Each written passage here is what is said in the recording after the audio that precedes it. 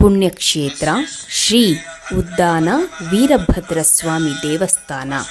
ಇದು ಹಳೆ ನಿಜಗಲ್, ನೆಲಮಂಗಲ ತಾಲೂಕು, ಬೆಂಗಳೂರು ಗ್ರಾಮಾಂತರದಲ್ಲಿದೆ.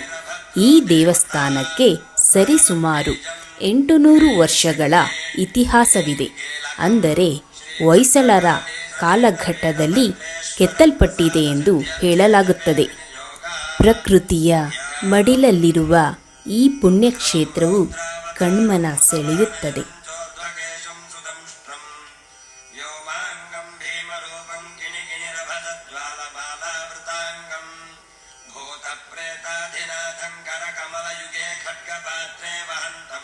ಮೆಟ್ಟಿಲುಗಳನ್ನು ಏರುವಾಗ ಮೊದಲಿಗೆ ಎಡಭಾಗದಲ್ಲಿ ಬಂಡೆಯಲ್ಲಿ ಆವಿರ್ಭವಿಸಿರುವ ಬೃಹದಾಕಾರದ ಮುಕ್ತಿ ಗಣಪತಿಯ ದರ್ಶನ ಪಡೆದು ಮುಂದೆ ಸಾಗಬೇಕು.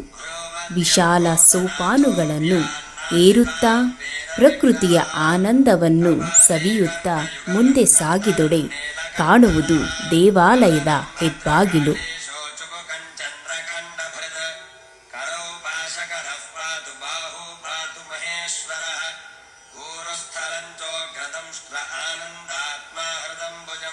ಬಾಗಿಲ ಬಳಿಯಲ್ಲೇ ಕಾದು ನಿಂತ ನಾಗದೇವತೆಯ ಅನುಮತಿ ಪಡೆದು ಸಾಗಿದಾಗ ದೇವಾಲಯದ ವಿಶಾಲ ಪ್ರಾಂಗಣ ಎದುರಾಗುತ್ತದೆ.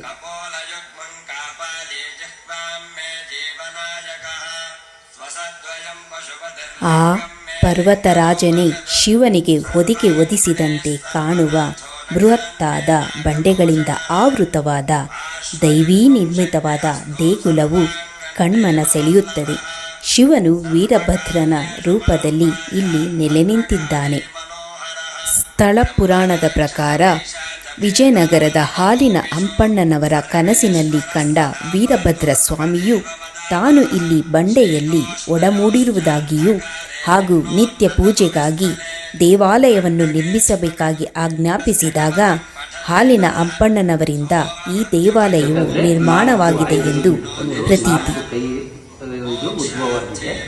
ಆಮೇಲೆ ಇದು ಯುದ್ಧಕ್ಕೆ ಹೋಗಿ ಎಲ್ಲ ಆ ಕಡೆ ಎಲ್ಲ ಸಂಹಾರ ಮಾಡಿ ಅವ್ರ ತಲೆಗಳನ್ನೆಲ್ಲ ರುಂಡಮಾಲೆ ಹಾಕ್ತಾರೆ.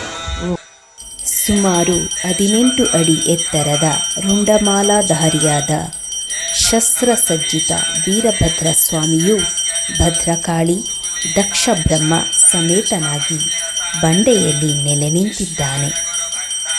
ದೇವಾಲಯದ ಅತ್ಯಂತ ಪರಮ ಪಾವನ ಸ್ಥಳ ಈ ಗುಹೆ. ಪೂಜ್ಯ ಮರುಳ ಸಿದ್ದೇಶ್ವರರು ತಪಸ್ಸು ಮಾಡಿದ ಪುಣ್ಯ ಭೂಮಿ ಇದು. ಇಲ್ಲಿರುವ ಪ್ರಾಣಲಿಂಗಗಳ ದರ್ಶನ ಭಾಗ್ಯವೇ ಪರಮ ಪಾವನ.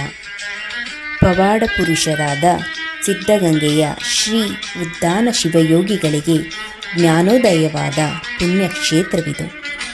ಎಡಕ್ಕೆ ತಿರುಗಿ ಮುಂದೆ ಏರಿದರೆ ಶಿಖರ ಬಸವಣ್ಣನ ದರ್ಶನವಾಗುತ್ತದೆ.